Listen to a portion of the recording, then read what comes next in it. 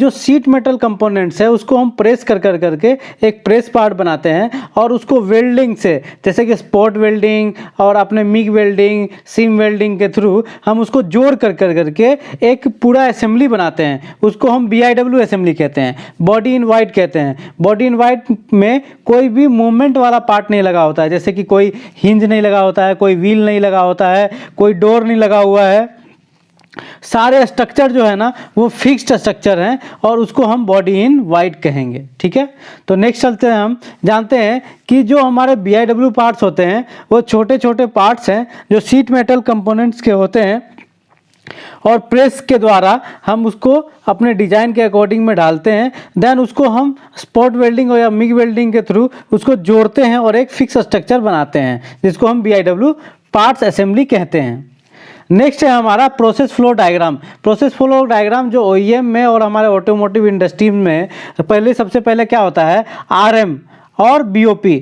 RM और BOP जो है वो हमारे इनकमिंग में होता है। इनकमिंग इंस्पेक्शन करने के बाद हम उस पर प्रेस शॉप का ऑपरेशन करते हैं। प्रेस शॉप ऑपरेशन करते हैं RM के ऊपर, तो हमें क्या मिलता है, प्रेस डिजाइन पार्ट मिलता है। प्रेस डिजाइनिंग मतलब स्टैंपिंग पार्ट मिलता है। स्टैंपिंग पार्ट मिलने के बाद हम उस पर स्टड वेल्डिंग करते हैं, हम उस पर प्रोजेक्शन वेल्डिंग करते हैं, स्टेशनरी वेल्डिंग करते हैं, BIW वेल्डिंग करते हैं, मिग वेल्डिंग करते हैं और अदर कोई भी ऑपरेशन है वो करते हैं। उसको करने के बाद वो पार्ट जो होता है BIW पार्ट कहलाता है। वो पार्ट क्या कहलाता है, वो BIW पार्ट कहलाता है, एक असेंबली जिसमें कोई मूवमेंट पार्ट नहीं लगा है। BIW पार्ट बनने के बाद उसके ऊपर हम पेंट शॉप करते हैं और पेंट शॉप करने के बाद वो पार्ट फाइनल हो जाता है। देन उसको हम PDI करने के बाद डिस्पैच कर देते हैं।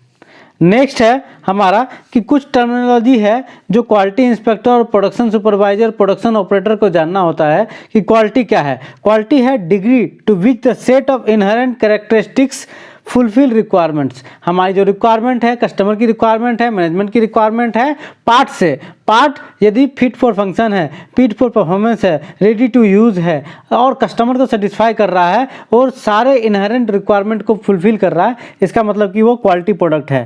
तो ये बात होगी क्वालिटी प्रोडक्ट की। देन दूसरा होता है इंस्पेक्शन। इंस्पेक्शन का मतलब क्या होता है, लोग कंफ्यूज होते हैं। इंस्पेक्शन मतलब सिंपली है कि जो रिक्वायरमेंट है कस्टमर की, जो भी उन्होंने चेक पॉइंट दिए हुए हैं, उस चेक पॉइंट के अकॉर्डिंग हमने अपने डेटा को वेरीफाई करते हैं। उस डेटा को यदि हम वेरीफाई करते हैं, अपने पार्ट को वेरीफाई करते हैं, तो उसको हम इंस्पेक्शन प्रोसेस कहते हैं। देन है हमारा PDI। PDI का होता है प्री डिस्पैच इंस्पेक्शन। डिस्पैच करने से, कस्टमर एंड पर भेजने से पहले हम एक बार इंश्योर करते हैं पार्ट को विजुअली और कुछ डायमेंशनली हम चेक करते हैं, ताकि हमारे पार्ट कस्टमर पर जब जाए वो डिफेक्ट फ्री जाए और कोई प्रॉब्लम उसमें ना रहे। नेक्स्ट हम जानते हैं, ये हमारा रेफरेंस सैंपल है। रेफरेंस सैंपल है या मास्टर सैंपल है। अभी क्या होता है रेफरेंस सैंपल में और मास्टर सैंपल में कि जो कस्टमर की रिक्वायरमेंट है और जो हमारे मैनेजमेंट की रिक्वायरमेंट, हमारे इंजीनियर्स की रिक्वायरमेंट है, वो हम अपने पार्ट में आइडेंटिफाई कर दिए होते हैं विजुअली कि हमारे कितने स्लॉट चाहिए, कितने स्टड चाहिए, कितने पिन चाहिए, कितने होल चाहिए, क्या ट्रिम कट रहेगा, क्या प्रोफाइल रहेगा, कैसे उसका पैनल चेकर पे एंट्री रहेगा, वो सारी चीज़ें हम चेक कर लेते हैं और उसको एक टैगिंग कर देते हैं कि ये इस पार्ट के लिए लिमिट सैंपल है, रेफरेंस सैंपल है, ये इसकी वैलिडिटी इतनी है और इसके अकॉर्डिंग हम अपना पार्ट को चेक करते हैं। देन नेक्स्ट कंफ्यूजन होता है क्वालिटी इंस्पेक्टर्स और प्रोडक्शन सुपरवाइजर्स और ऑपरेटर्स को कि हमारा स्टड की क्या है, होल क्या है, स्लॉट क्या है, वेल्ड नट क्या है, नट बोल्ट क्या है और उसमें स्टड क्या है और हमारे पिंस क्या हैं। तो इस तरीके से आप देख सकते हैं कि इसको हम नट कहते हैं और ये नट जो है इस बोल्ट के ऊपर फिटमेंट होता है थ्रेड के थ्रू, और इसको हम स्टड कहते हैं जिसमें हमारा जो उसको हेड है, हेड जो है वो वेल्डेड के लिए होता है। प्रोजेक्शन वेल्डिंग के थ्रू हम स्टड को वेल्ड करते हैं और पिन को भी हम स्टड के थ्रू वेल्ड करते हैं और ये जो पिंस होते हैं ये गाइडिंग करते हैं अपने वायर हार्नेस को और कुछ ट्रांसमिशन वायर्स को और अपने कुछ फिटमेंट को, इंटीरियर फिटमेंट को गाइड करते हैं। इसके लिए हम पिंस लगाते हैं अपने पार्टों में। देन नेक्स्ट जो कंफ्यूजन होती है, जो मेन इंपॉर्टेंट पार्ट है, कोटेड पार्ट और नॉन कोटेड पार्ट। देखिए कोटेड पार्ट के लिए क्या होता है, जब हम कोटेड पार्ट करते हैं तो शीट मेटल का जो भी शीट मेटल है, वो शीट मेटल यदि हम कोट कर देते हैं, कोट कर देते हैं किससे, ब्रोमियम से और जिंक से या फिर क्रोमियम से। तो इन सब चीज़ों से यदि हम कोट कर रहे हैं तो इसका मतलब ये है कि उसमें हमें रस्ट से प्रिवेंशन कर रहे हैं। ये रस्ट से इसलिए कोटेड पार्ट हमने इसलिए यूज करते हैं क्योंकि कभी कभी क्या होता है, जो पार्ट होता है वो गाड़ी में लगना होता है, बट लेकिन उसको हम पेंट नहीं करना होता, वो एक्सटीरियर होता है या इंटीरियर, ऐसा कई जगह पे पार्ट है जो इसको हम पेंट नहीं कर सकते, उसको हम कोटेड मटेरियल यूज़ करते हैं ताकि वो उस पर रस्ट ना लगे और लॉन्ग लास्टिंग यूज़ हो सके। नॉन कोटेड मटेरियल क्या है, ऐसा मटेरियल होता है जिससे बना हुआ पार्ट वो आउटर साइड में लगता है और उस पर हम पेंट कर सकते हैं, उसको हम वहाँ पे हम नॉन कोटेड पार्ट इस्तेमाल करते हैं। अब कोटेड और नॉन कोटेड में क्या है कि जो वेल्ड पैरामीटर है थोड़ा सा डिफरेंस होता है। क्यों? क्योंकि कोटेड मटेरियल में रेजिस्टेंस हाई हो जाती है, तो इसके लिए हमें करंट फ्लो भी ज़्यादा देना पड़ता है ताकि हमारा वेल्ड जो है अच्छे तरीके से हो और अच्छा हमारा नगट बने और हमारा वेल्डिंग स्ट्रांग हो। नेक्स्ट हम देखते हैं कि हमारा जो सीट मेटल में जितने भी तरीके के डिफेक्ट्स आते हैं रिलेटेड टू, हमने 3 तरीके से डिवाइड कर रखा है। स्पॉट वेल्डिंग में क्या डिफेक्ट आते हैं, नट वेल्डिंग में क्या डिफेक्ट आते हैं, असेंबली लेवल पे क्या डिफेक्ट आते हैं, प्रेस में क्या डिफेक्ट आते हैं, पेंट में क्या डिफेक्ट आते हैं। ये सारे डिफेक्ट 1 to 1 मैं इस पूरे वीडियो में डिस्कस करूँगा और आप ये देखेंगे कि ये सारे डिफेक्ट जो है वो आपको आने वाले इंटरव्यू में, आपके आने वाले काम में और आपके आने वाले डे टू डे लाइफ में जो भी प्रॉब्लम्स हैं वो सारे सॉल्व हो जाएंगे जब आप इन सारे डिफेक्ट को जान जाओगे कि ये कैसे जनरेट होते हैं और इनको कैसे हम सही कर सकते हैं। तो हम नेक्स्ट चलते हैं कि हमारा स्पॉट वेल्डिंग रिलेटेड डिफेक्ट्स है। स्पॉट बर में हम क्या देखते हैं कि जब हम स्पॉट करने के लिए जाते हैं तो 2 टिप के बीच में यदि हम अपने 2 प्लाई मटेरियल रखा और उसमें यदि रेजिस्टेंस ज़्यादा है और यदि करंट ज़्यादा है तो हीटिंग ज़्यादा जनरेट होगी। हीटिंग ज़्यादा जनरेट होगी तो क्या होगा, वहाँ पे मटेरियल ज़्यादा पिघल जाएगा और पिघल जाने के बाद इरेगुलर शेप बनाएगा नगट। इरेगुलर शेप बनाएगा तो हो सकता है कि और बाहरी की तरफ शेप बना दे। यदि बाहर की तरफ शेप बनाएगा तो उसको हम स्पॉट बर कहेंगे, ठीक है। और स्पॉट शिफ्ट क्या कहेंगे, हम देखते हैं कि अपने जिग फिक्सर को हम सही तरीके से गाइड नहीं करके रखे होते हैं। सही तरीके से यदि वो पार्ट गाइड नहीं करेगा जिग फिक्सर तो हमारा पार्ट शिफ्ट हो जाएगा और जब हम वेल्ड करेंगे तो वेल्ड भी हमारा शिफ्ट हो जाएगा। दूसरा रीज़न है कि हमने अपने रोबोट को सही तरीके से टीच नहीं किया हुआ है तो वो जो है वेल्ड भी शिफ्ट कर करके दूसरी जगह पर वेल्ड करेगा थोड़ा सा।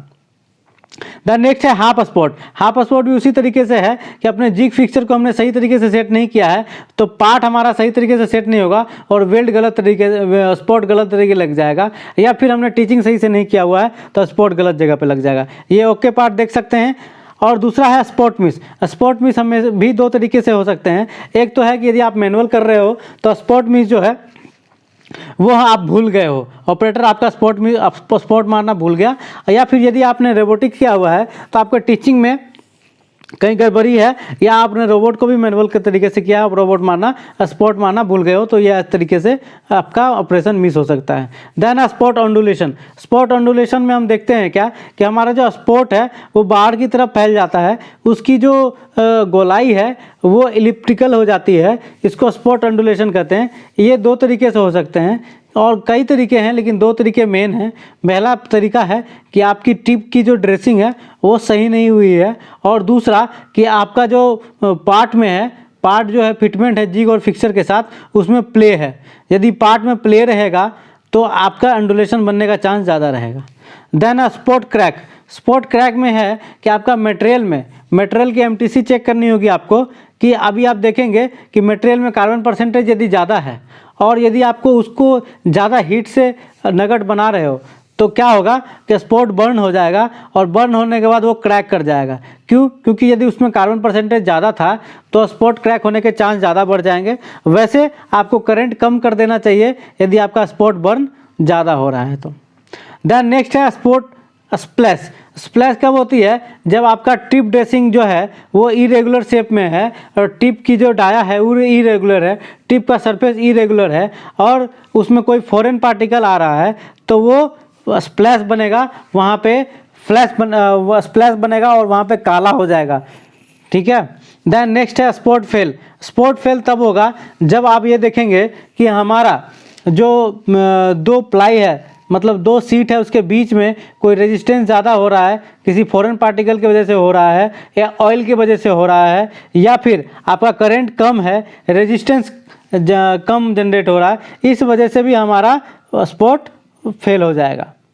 देन नेक्स्ट हम देखते हैं स्पॉट स्पॉट बर्न का इशू है कि आपका हाई करंट है और जो आपका टाइमिंग है, यदि स्क्वीज टाइम है वो ज़्यादा है या वेल्ड करंट का टाइमिंग ज़्यादा है, तो वो चीज़ें आपको देखनी होगी, उस तरीके से आपका सही हो जाएगा। देन है स्पॉट पंक्चर। स्पॉट पंक्चर और स्पॉट में बर वो दोनों सेम चीज़ है। यदि बाहर की तरफ आपका मटेरियल मेल्ट होकर करके बाहर की तरफ शेप लेता है तो वो स्पॉट बर हो गया और स्पॉट पंक्चर हो गया यदि वो अंदर की तरफ कोई होल ले लेता है, यदि अंदर की तरफ कोई इरेगुलर शेप ले लेता है तो वो स्पॉट पंक्चर हो गया। ये ओके पार्ट आप दे सकते हैं। स्पॉट को यदि आपने सही तरीके से देखना चालू कर दिया तो आप विजुअली आइडेंटिफाई कर सकते हो कि स्पॉट जो है सही तरीके से दिखेगा।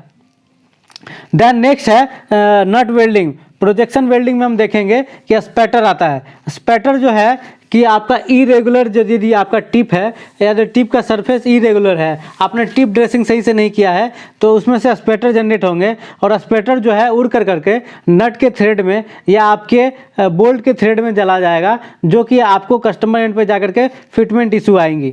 देन है थ्रेड डैमेज। थ्रेड डैमेज का मतलब ये हुआ कि जो आपके चाइल्ड पार्ट हैं, स्टड हैं, पिन हैं, नट हैं, बोल्ट हैं, उसमें जो थ्रेड है वो इरेगुलर है, सही तरीके से थ्रेड प्ले नहीं कर रहा है और ये सप्लायर की डिफेक्ट रहेगी जो आपके एंड पे आकर के आपको दिक्कत करेगी।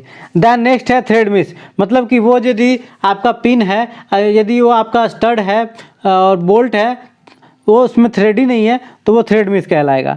देन है nut burn. Nut burn in the case of ऐसा होता है जब हम स्टेशनरी वेल्डिंग कर रहे होते हैं तो नट पे हमारा क्या होता है कि ज़्यादा नट ब्लास्ट कर गया तो हमारा फ्यूजन करते समय में क्या होता है, कोई फॉरेन पार्टिकल आ गया या फिर हमारा करंट हाई हो गया, रेजिस्टेंस बहुत ज़्यादा हाई हो गया या कोई ऑयली चीज़ है तो उस तरीके से कोई शॉर्ट सर्किट हो गया तो उस तरीके से क्या होता है नट बर्न कर जाता है और वो नट ब्लास्ट भी हम उसको कह सकते हैं।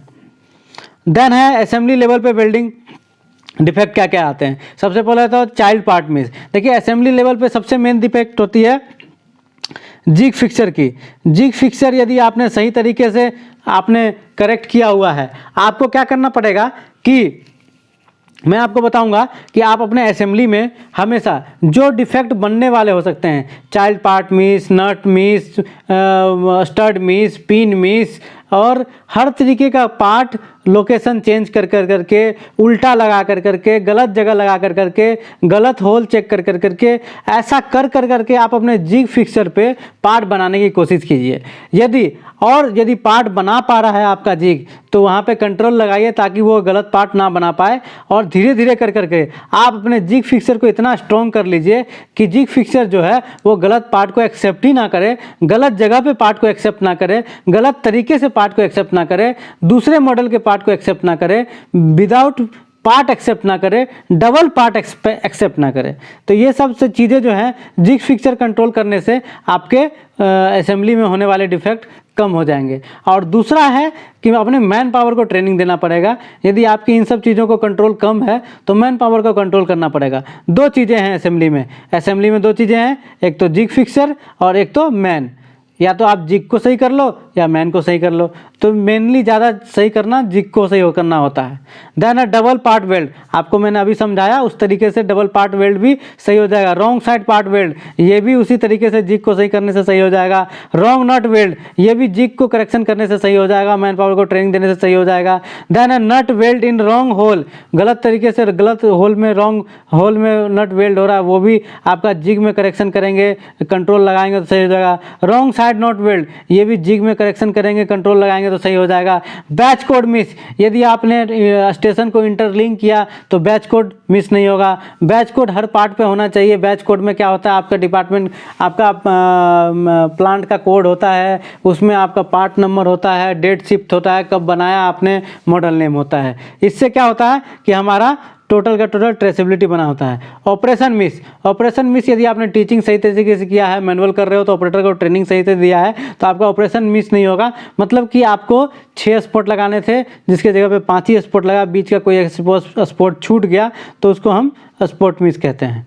देन है नट मिस, ये भी आप अपने जिग फिक्सर में करेक्शन कर करके आप इसको सही कर सकते हो। चाइल्ड पार्ट शिफ्ट, इसको भी आप जिग फिक्सर में करेक्शन कर करके आप इसको सही कर सकते हो, मैन पावर को ट्रेनिंग करके सही कर सकते हो। देन है प्रेस डिफेक्ट कैसे बनते हैं। देखिए सबसे पहले है प्रेस डिफेक्ट बनने का रीज़न है डेंट डैमेज। डेंट डैमेज के थ्रू कैसे प्रेस डिफेक्ट बन सकता है कि डेंट है तो समझिए कि आपके डाई और टूल में यदि आप मटेरियल फ्लो करवा रहे हो, मटेरियल के ऊपर पहले से कोई डेंट है, तो जब वो ड्रॉ करने के लिए जाएगा तो वहाँ पे और डैमेज कर देगा उसको, या डेंट जो है बड़ा डेंट बन जाएगा।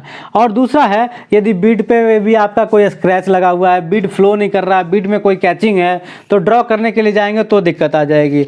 डेंट है कि आप गलत तरीके से पार्ट को हैंडलिंग कर रहे हो, गलत तरीके से पार्ट को रख रहे हो, तो उसमें डेंट और डैमेज जनरेट हो रहे हैं। और पार्ट को ट्रॉली में सही तरीके से रख रहे हो, आप लोहा समझ के उसको पटक रहे हो, तो डेंट और डैमेज उसमें जनरेट होगा। तो ये सब चीज़ें आपको ध्यान रखनी होगी, हैंडलिंग सही करना पड़ेगा और प्रोसेस में पार्ट को हैंडलिंग सही करना पड़ेगा।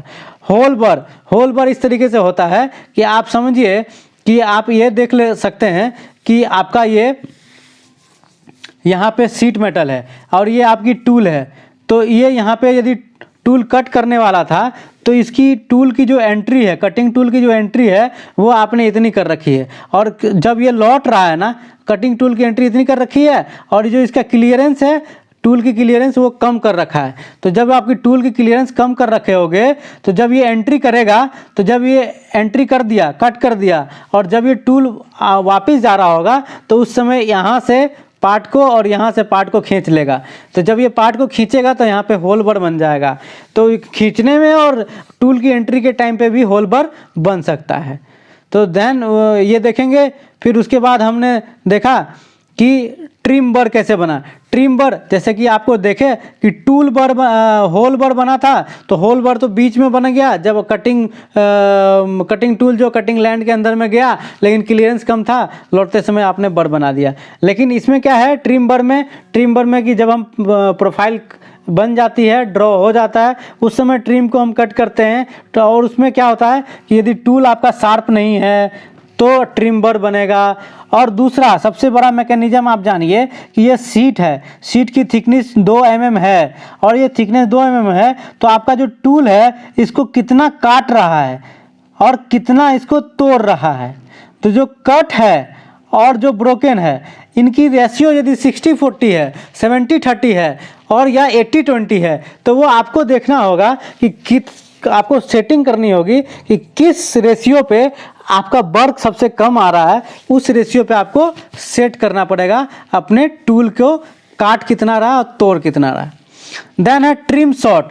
ट्रिम शॉट इस तरीके से बन सकता है कि हमने फीडिंग, अपने ब्लैंक को फीडिंग जो किया वो सही तरीके से नहीं किया, और वो जो स्टैंपिंग हो रही है वो पार्ट को इस तरीके से काट दिया कि आपका ट्रिम शॉट हो गया।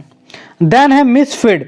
मिसफीड इस तरीके से है कि हमने पार्ट को गलत जगह पर रख दिया और स्टैंपिंग कर दी, इस तरीके से मिसफीड बन जाएगा, और मिसफीड के कारण सही प्रोफाइल नहीं बनेगा। देन है होल मिस। होल मिस में आप ये समझ सकते हैं कि होल मिस बनने के कारण ये है, 2-3 कारण है होल मिस बनने के, कि आपका TDC से BDC जो डिस्टेंस है उसमें जो बीच में जो थिकनेस है वो थिकनेस सीट थिकनेस के बराबर यदि गैप है, तो इसका मतलब ये है कि आपका टूल में सीट थिकनेस के बराबर ही गैप रहना चाहिए, पहला रीजन। दूसरा कि आपका जो टूल है वो सीट तक पहुंच रहा है कि नहीं पहुंच रहा है, उसमें इरेगुलर आपने ओपनिंग तो नहीं कर रखा है, और उसकी लेंथ कितनी छोड़ रखी है वो देखना होगा। दूसरा कटिंग टूल आपका शार्प है कि नहीं है, वो भी चीज़ आपको देखना पड़ेगा। और तीसरा कि आप ये भी देखेंगे कि होल मिस आने पे क्या होता है, कभी कभी स्लग जाम को भी होल मिस कहते हैं, कि भाई कट तो रहा है लेकिन उसका स्लग बाहर नहीं निकल पा रहा है, मतलब कि आप कटिंग टूल का जो लैंड के अंदर में एंट्री है ना, वो कितना परसेंटेज कर रखे हैं, वो भी मायने रखता है कि आपका होल मिस बनेगा कि नहीं बनेगा। देन नेक्स्ट है ID मार्क मिस। जिस तरीके से मैंने आपको बैच कोड मिस बताया, उस तरीके से ID मार्क मिस होता है। एक ब्लॉक लगा होता है ID मार्क का अपने टूल के अंदर में, डाई के अंदर में, और वो पंच करता रहता है पार्ट के ऊपर। और यदि ID मार्क मिस हो रहा है या डिसअपीयर हो रहा है, इसका मतलब ये है कि ब्लॉक की सेटिंग में दिक्कत है, या दूसरा ब्लॉक पे जो इंग्रेविंग की हुई है वो डिसअपीयर हो रहा है, इस वजह से पार्ट के ऊपर इंग्रेविंग नहीं आ रही है, पार्ट के ऊपर मार्किंग नहीं आ रही है, ID mark. Then wrinkle, wrinkle भी एक टेक्निकल चीज़, बहुत अच्छी चीज़ है। इसको कैसे हम जान सकते हैं कि रिंकल ऐसा है कि आप समझिए कि यदि आपका बिड ज़्यादा कैचिंग कर रहा है, ज़्यादा कैचिंग कर रहा है, तो आपका ड्रॉ करते के समय आपका थिनिंग जनरेट हो जाएगा, और यदि उसमें कोई डेंट रहा तो वहाँ पे क्रैक बन जाएगा। और रिंकल कैसे बनेगा? जब क्रैक के अपोजिट सीधा है, यदि आपके बीड के ऊपर, आप समझते होंगे कि ये आपका डाई है और डाई के ऊपर यहाँ पे एक छोटा सा बीड होता है, यहाँ पे बीड होता है जो मटेरियल फ्लो को कंट्रोल करता है। मतलब कि जब हम यहाँ पे कोर कैविटी को पंच करेंगे तो वहाँ पे से जो मटेरियल फ्लो हो रहा है ना, मटेरियल फ्लो कितना होगा वो डिसाइड करता है अपना विड, और विड ये डिसाइड करता है कि मटेरियल किस स्पीड से जाएगा अंदर।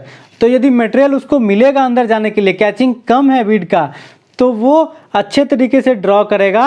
और कैचिंग यदि बहुत ही कम है तो हो सकता है कि आपका रिंकल बन जाए या आपका पार्ट फट जाए।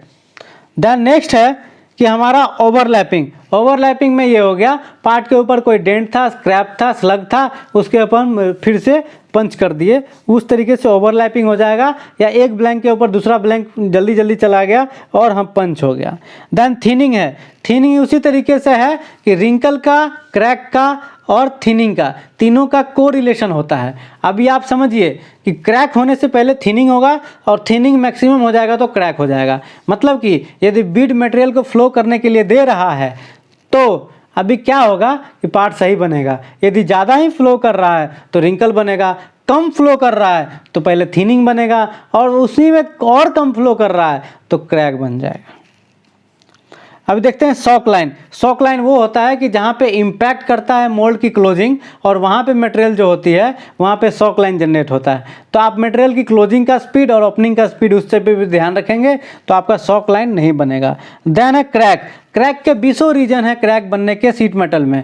इसके लिए हमें आगे अलग से डीप स्टडी करनी होगी, अलग से मैं वीडियो क्रैक के ऊपर बनाऊंगा। और क्रैक के क्या क्या रीजन्स हैं, जैसे कि मटेरियल के रीजन होते हैं सबसे मेन, कि आपके सीट मेटल में यदि कार्बन परसेंटेज ज़्यादा है तो ब्रिटलनेस बढ़ेगा, क्रैक बढ़ेगा। और भी बहुत सारी चीज़ें हैं, मैग्नीज है, क्रोमियम है, फॉस्फेट है, फास्फोरस है, कितना ज़्यादा चीज़ किसकी मात्रा होनी चाहिए, कार्बन डायग्राम के हिसाब से मैं आपको ये बताऊंगा और क्रैक को सही तरीके से समझाऊंगा।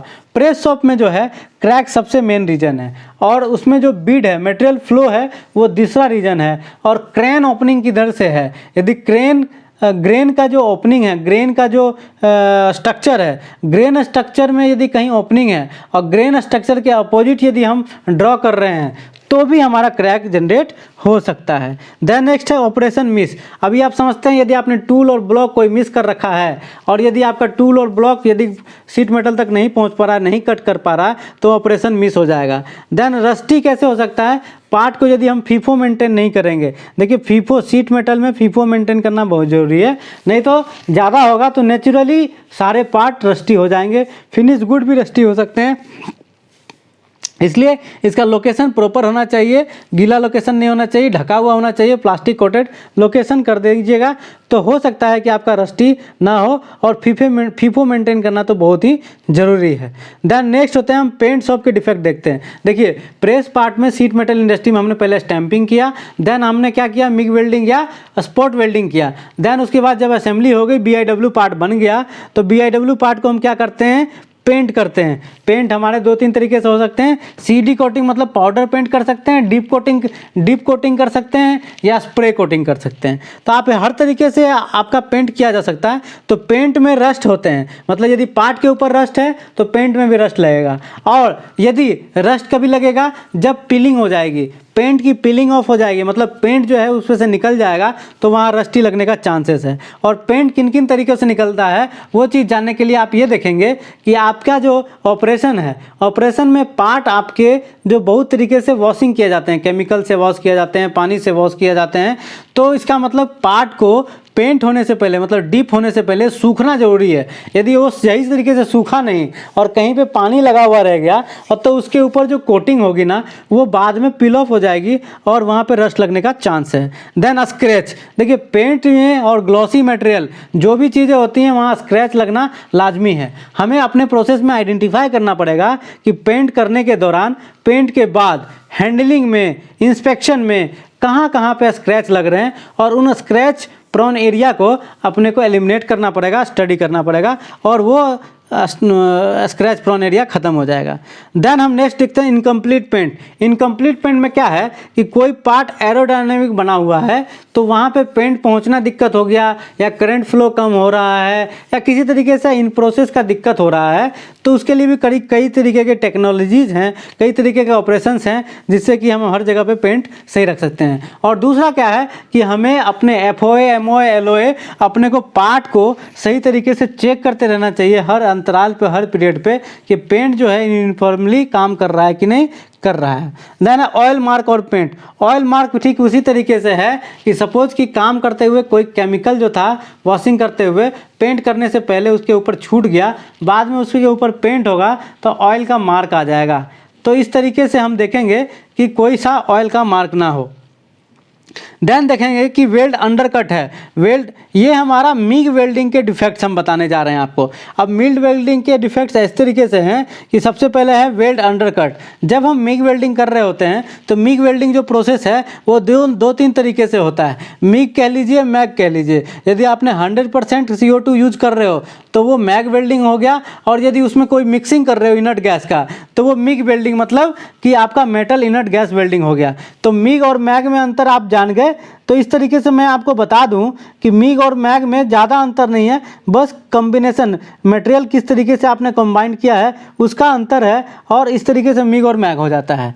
और मैग वेल्डिंग आजकल ज़्यादा चलता है, क्यों? क्योंकि हाई पेनिट्रेशन और लो कॉस्ट के लिए और हाई स्पीड के लिए हम कार्बन डाइऑक्साइड को ज़्यादा सेफ मानते हैं, ताकि वो जहाँ पे हम वेल्ड कर रहे होते हैं ना उस जगह पे वो मास्किंग कर देता है। कार्बन डाइऑक्साइड क्या करता है कि उस एरिया में ऑक्सीजन को ख़त्म कर देता है, जिससे कि हमारे वेल्ड जो है वो स्ट्रेंथ ज़्यादा बनते हैं, वहाँ पे कोरोजन नहीं होता, रस्टी नहीं लगता और पार्ट हमारा स्ट्रॉन्ग वेल्ड होता है। तो हम देखेंगे क्या कि वेल्ड अंडरकट क्या है। वेल्ड अंडरकट ये समझते हैं हम कि जब हम वेल्ड कर रहे होते हैं तो दो पार्ट के बीच में यदि ज़्यादा गैप बना हुआ है और हमारा रॉड और जो हमारा इलेक्ट्रोड है और वाइड फीड मैकेनिज्म से जो वायर आ रही है उस जगह पे पिघलने के बाद वो ज़्यादा पेनिट्रेट हो जाती है, अंदर चली जाती है, एक दूसरे मटेरियल को जोड़ नहीं पाती, तो उसको हम अंडरकट कह देते हैं। देन है burn through hole. Burn through hole ठीक उसी तरीके से है। यदि आपका गैप ज़्यादा जनरेट हो रहा है या हीटिंग ज़्यादा जनरेट हो रही है तो मटेरियल जो है ज़्यादा पिघल रहा है और किसी मटेरियल के अंदर में जा रहा है और बीड की फॉर्मेशन सही तरीके से नहीं हो रही है। यदि बीड की फॉर्मेशन सही तरीके से नहीं हो रही है तो बर्न थ्रो हो जाएगा, वहाँ होल जनरेट हो जाएगा। देन होता है वेल्डिंग शिफ्ट। वेल्डिंग शिफ्ट में भी ये सही सेम बात है कि यदि दो मटेरियल है और उसमें हम वेल्डिंग सही तरीके से नहीं कर रहे हैं, अपने रॉड की मूवमेंट को सही नहीं रख रहे हैं, अपने वायर फीड मैकेनिज्म सही नहीं है तो और अपने जो स्पीड सही नहीं है, तो हो सकता है कि कभी पहले मटेरियल पे वेल्ड कर दे रहे हैं, कभी दूसरे मटेरियल पे वेल्ड कर दे रहे हैं। इस तरीके से हमारा वेल्डिंग शिफ्ट हो जाएगा। देन है वेल्डिंग मिस। वेल्डिंग मिस क्या है? यदि आप मैनुअल कर रहे हो तो आपके ऑपरेटर से वेल्डिंग मिस हो सकता है। दूसरा, यदि आप रोबोटिक कर रहे हो तो रोबोटिक में क्या होता है कि आपके टीचिंग में कोई इशू रह गई, कोई ब्रेकडाउन हो गया और आपने मैनुअल कर दिया रोबोट को, तो वेल्डिंग मिस हो सकता है आपका। देन है वेल्डिंग स्लैग। वेल्डिंग स्लैग में हम देखते हैं कि जो आपका वेल्डिंग लेंथ है वेल्डिंग लेंथ के बाद भी यदि आप वहाँ पे आपका वायर, इलेक्ट्रोड और पार्ट के बीच में कनेक्शन बना रहा और उस जितने समय तक बना रहेगा कनेक्शन, उतने देर तक वायर और इलेक्ट्रोड दोनों पिघलता रहेगा। और यदि वायर और इलेक्ट्रोड यदि दोनों पिघलता रहा तो वहाँ पे स्लैग जनरेट हो जाएंगे। देन है आगे वायर। वायर समझते हैं, वायर फीड मैकेनिज्म के द्वारा वायर आ रहा है और वायर के टाइमिंग और इलेक्ट्रोड के प्ले होने के टाइमिंग, यदि दोनों के प्ले होने के टाइमिंग में थोड़ा सा भी अंतर है तो जो एक्स्ट्रा वायर है वो वहाँ पे चिपका हुआ आपको मिलेगा। तो इस तरीके से यदि आप टीचिंग सही करके चलेंगे तो आपका वायर वाला एक्स्ट्रा वायर वाला भी डिफेक्ट जनरेट नहीं होगा। देन नेक्स्ट है स्पैटर।